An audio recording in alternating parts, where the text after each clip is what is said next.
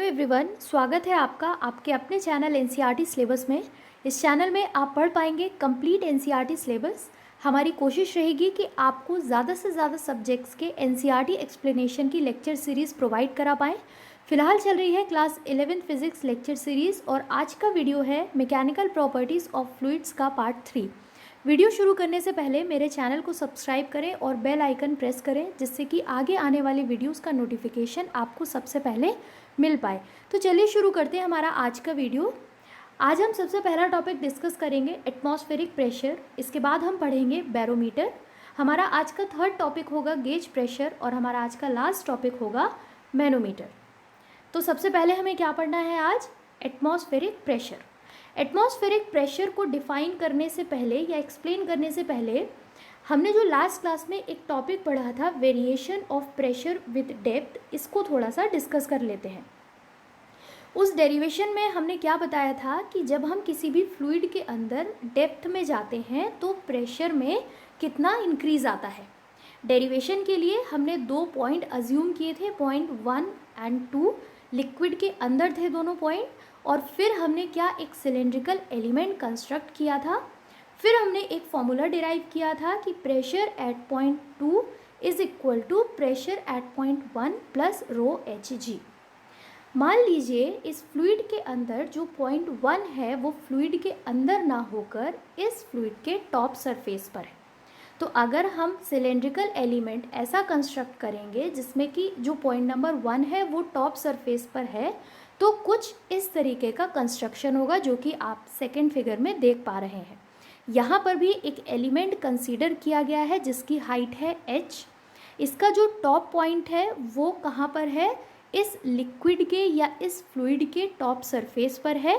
और जो इसका बॉटम पॉइंट है वो कितने हाइट पर है, कितने हाइट बिलो है या कितनी डेप्थ पर है?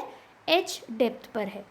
ठीक है, तो अगर हम इस एलिमेंट के लिए इस बॉटम पॉइंट पर प्रेशर लिखेंगे तो मान लीजिए बॉटम पॉइंट पर प्रेशर कितना है? P।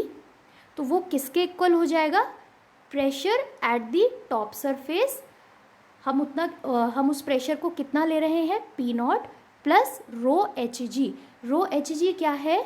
Pressure due to this liquid column of height h। फिर से देखिए, ये जो सिलेंड्रिकल एलिमेंट है वो हमने जो फर्स्ट फिगर में कंसीडर किया है उसके दोनों पॉइंट्स जो हैं वो इनसाइड द फ्लूइड है।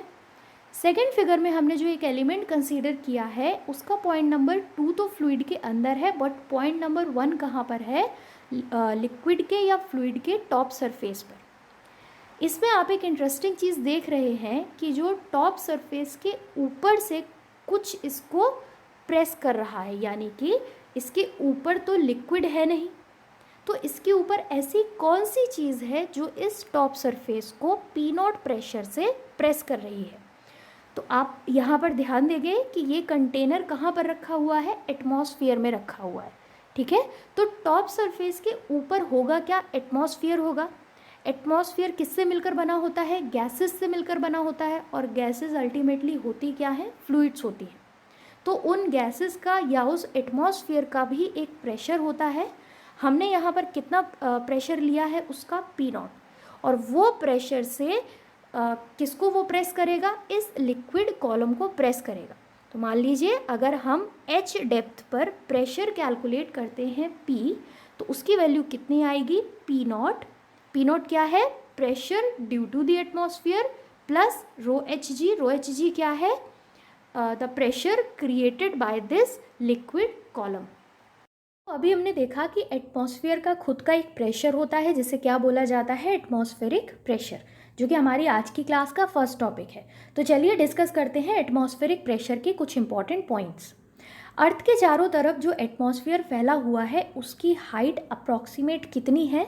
200 किलोमीटर्स, यानी कि अर्थ सरफेस के ऊपर 200 किलोमीटर्स तक क्या है? एटमॉस्फेयर। चूँकि एटमॉस्फेयर गैसेस से मिलकर बना होता है और गैसेस क्या होती हैं? फ्लूइड्स होती हैं। फ्लूइड का अपना एक प्रेशर होता है, तो एटमॉस्फेयर का खुद का एक प्रेशर है और उस प्रेशर से ही वो अर्थ पर प्रेजेंट सारी बॉडीज़ को प्रेस करता है। फ्लूइड प्रेशर के बारे में एक इम्पॉर्टेंट चीज़ हम जानते हैं कि फ्लूइड जिस भी बॉडी के कॉन्टैक्ट में होता है उस पर जो फोर्स की डायरेक्शन होती है वो क्या होती है, परपेंडिकुलर टू दैट बॉडी। तो एटमॉस्फेरिक प्रेशर भी जिन जिन बॉडीज़ पर फोर्स लगाता है तो उन बॉडीज़ पर भी फोर्स का डायरेक्शन क्या होगा, परपेंडिकुलर टू दोज बॉडीज़।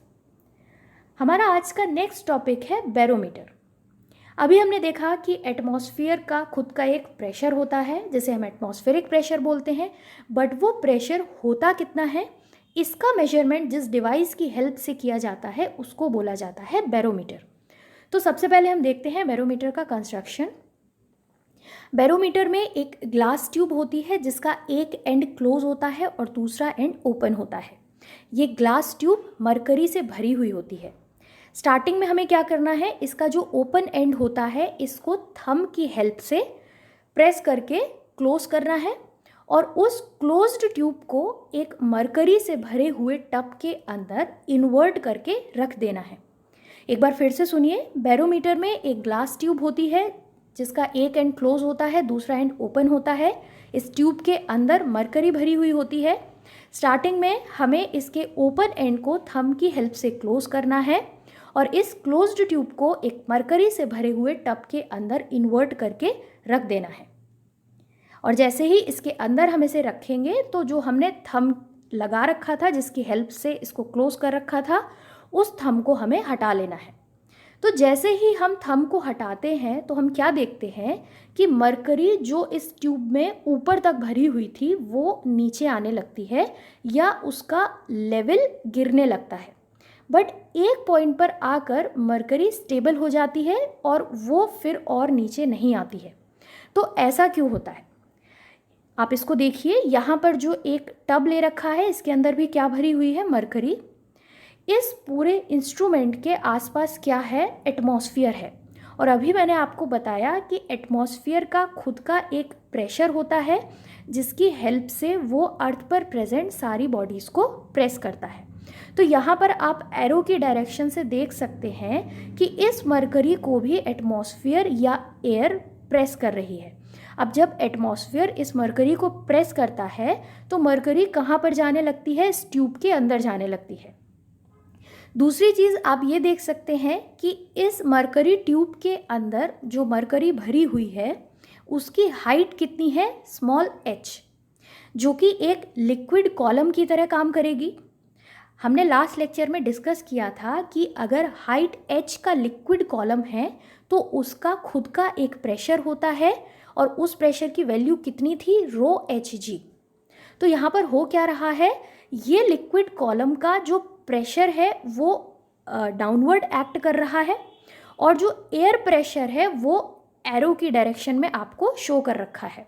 तो एयर प्रेशर क्या कर रहा है, इस मरकरी को अंदर की तरफ प्रेस कर रहा है और जो लिक्विड कॉलम है वो क्या कर रहा है, प्रेशर नीचे की तरफ अप्लाई कर रहा है। तो जब दो अपोजिट डायरेक्शन में फोर्सेस एक्ट करते हैं तो एक पॉइंट ऐसा आता है कि जब इक्विलिब्रियम अचीव होता है और किसी भी चीज़ का मूवमेंट उस इक्विलिब्रियम के बाद रुक जाता है।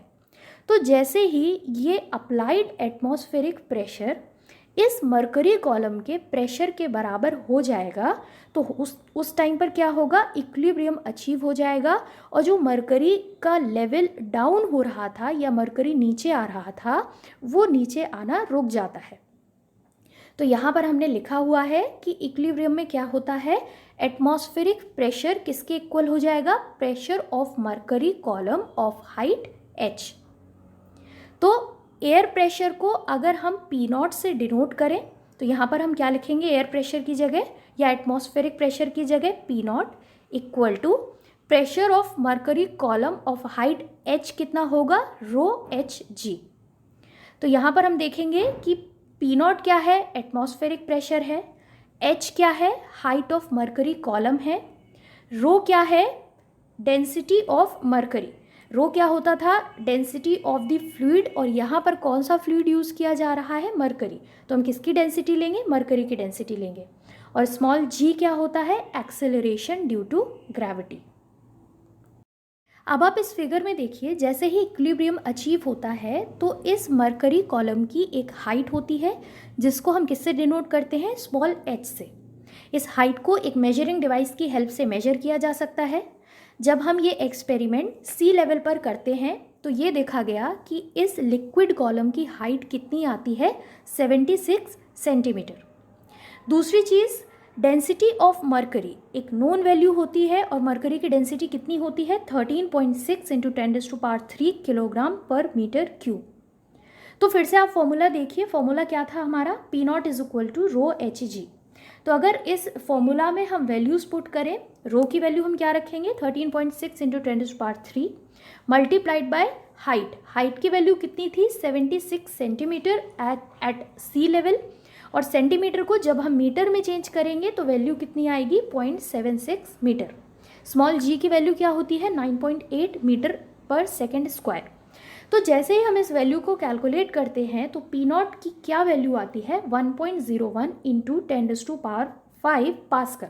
पास्कल क्या होती है, प्रेशर की यूनिट। तो हमने बैरोमीटर डिवाइस की हेल्प से क्या कैलकुलेट किया है, P0, और P0 क्या होता है, एटमॉस्फेरिक प्रेशर। तो अगर हम सी लेवल पर एक्सपेरिमेंट करते हैं तो सी लेवल पर जो प्रेशर निकल कर आता है एटमॉस्फेयर का वो कितना आता है, 1.01 इंटू 10⁵ पास्कल। तो इसके बाद आज हम इंट्रोड्यूस करने जा रहे हैं प्रेशर की एक और यूनिट जिसे क्या बोलेंगे हम, ATM। और 1 ATM की वैल्यू कितनी होगी, 1.01 इंटू 10⁵ पास्कल। ठीक है, तो आगे आने वाले लेक्चर्स में अगर हम किसी पॉइंट पर प्रेशर ATM में डिनोट करें या ATM यूनिट का यूज़ करें तो उसका मतलब आप क्या समझेंगे कि 1 ATM की वैल्यू कितनी होगी, 1.01 इंटू 10⁵ पास्कल।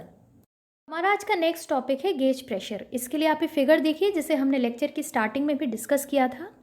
इसमें हमने बताया था कि अगर हम एक फ्लूइड के अंदर h डेप्थ में जाते हैं तो उस डेप्थ में कितना प्रेशर फील होता है, P0 that is atmospheric pressure plus ρHg that is pressure due to this liquid column. अब मान लीजिए हम इस फ्लूइड के अंदर नहीं है, बाहर है, तो जब हम बाहर होंगे तो सिर्फ हम पर कितना प्रेशर अप्लाई होगा, एटमॉस्फेरिक प्रेशर। पर जब हम इस फ्लूइड के अंदर h डेप्थ में जाते हैं तो हम पर एटमॉस्फेरिक प्रेशर तो अप्लाई ही होता है, साथ ही साथ एक एडिशनल प्रेशर अप्लाई होता है ρHg, और जो किसकी वजह से होता है, इस फ्लूइड की वजह से होता है। तो अगर हम बात करें इस पॉइंट पर, यानी कि जब हम फ्लूइड के अंदर h डेप्थ में हैं तो हम पर कितना एक्सेस प्रेशर अप्लाई हो रहा है, एटमॉस्फेरिक प्रेशर के अलावा ρHg। तो इस एक्सेस प्रेशर को ही या एक्चुअल प्रेशर और एटमॉस्फेरिक प्रेशर के डिफरेंस को ही क्या बोला जाता है, गेज प्रेशर। ठीक है, तो मान लीजिए किसी पॉइंट पर गेज प्रेशर कैलकुलेट होता है 6 ATM। ठीक है, और उस पॉइंट पर आपसे एक्चुअल प्रेशर पूछा जाता है तो P0 की वैल्यू आप क्या रखेंगे, 1 ATM। 1 ATM क्या होगा आपका, एटमॉस्फेरिक प्रेशर। तो एक्चुअल प्रेशर उस पॉइंट पर क्या होगा, 6 + 1 7 ATM। ठीक है, तो गेज प्रेशर क्या होता है, एटमॉस्फेरिक प्रेशर से जितना भी एक्स्ट्रा प्रेशर किसी पॉइंट पर हमें फील होता है उस प्रेशर को क्या कहा जाता है, गेज प्रेशर। गेज प्रेशर से ही रिलेटेड एक डिवाइस होती है जिसे क्या कहा जाता है, मैनोमीटर। तो मैनोमीटर का सबसे पहले कंस्ट्रक्शन देखते हैं। इसमें एक वेसल लिया जाता है, यहाँ पर वेसल को P से डिनोट किया गया है। इस वेसल के अंदर एक गैस भरी होती है जिसका खुद का एक प्रेशर होता है। उसको एक ट्यूब के हेल्प से कनेक्ट किया जाता है और इस ट्यूब का जो एंड होता है वो ओपन होता है। इस ट्यूब के अंदर एक फ्लूइड भरा हुआ होता है। यहाँ पर आप देख सकते हैं कि जो ओपन एंड होगा वो एक प्रेशर फील करेगा जो किसकी वजह से होगा, एटमॉस्फेयर की वजह से, यानी कि एटमॉस्फेयर इस ओपन एंड से फ्लूइड को प्रेस करेगा। दूसरी तरफ जो पी के अंदर एक गैस भरी हुई है उसका भी खुद का एक प्रेशर है और उस प्रेशर से वो गैस इस फ्लूइड को प्रेस करेगी। मान लीजिए इस भरी हुई गैस का प्रेशर एटमॉस्फेरिक प्रेशर के बराबर है, तो अगर दोनों तरफ से अप्लाइड प्रेशर बराबर होगा तो इस फ्लूइड का लेवल सेम होता। बट हम यहाँ पर देख पा रहे हैं कि इस फ्लूइड का लेवल सेम नहीं है, बल्कि फ्लूइड एक डायरेक्शन में h हाइट तक ऊपर गया हुआ है। तो इसका मतलब हम क्या समझेंगे कि ये जो गैस भरी हुई है, इसका जो प्रेशर है वो एटमॉस्फेरिक प्रेशर से ज़्यादा है। इसी वजह से फ्लूइड को वो इस डायरेक्शन में दबा पा रही है। तो जैसे ही इसको ये इस डायरेक्शन में प्रेस करेगी तो फ्लूइड कितनी हाइट तक चढ़ जाएगा, स्मॉल h हाइट तक। मैनोमीटर में क्या कैलकुलेट किया जाता है, इस स्मॉल h हाइट को कैलकुलेट किया जाता है। उस स्मॉल h हाइट को हम फॉर्मूला ρHg में रखकर इस मैनोमीटर का गेज प्रेशर कैलकुलेट करते हैं। जैसा कि मैंने आपको बताया था कि गेज प्रेशर क्या होता है, P minus P not, that is difference of the actual pressure and atmospheric pressure. तो आप इस मैनोमीटर डिवाइस में क्या कैलकुलेट करेंगे, इस स्मॉल h हाइट को, और उस स्मॉल h हाइट की हेल्प से क्या कैलकुलेट कर सकते हैं हम, गेज प्रेशर। ठीक है, तो ये था हमारी आज की क्लास का लास्ट टॉपिक। अगर आपको मेरा आज का वीडियो अच्छा लगा तो वीडियो को लाइक करिए, शेयर करिए और मेरे चैनल को सब्सक्राइब करिए। तो मिलते हैं अपने नेक्स्ट वीडियो में आगे आने वाले टॉपिक्स के साथ। Thank you so much.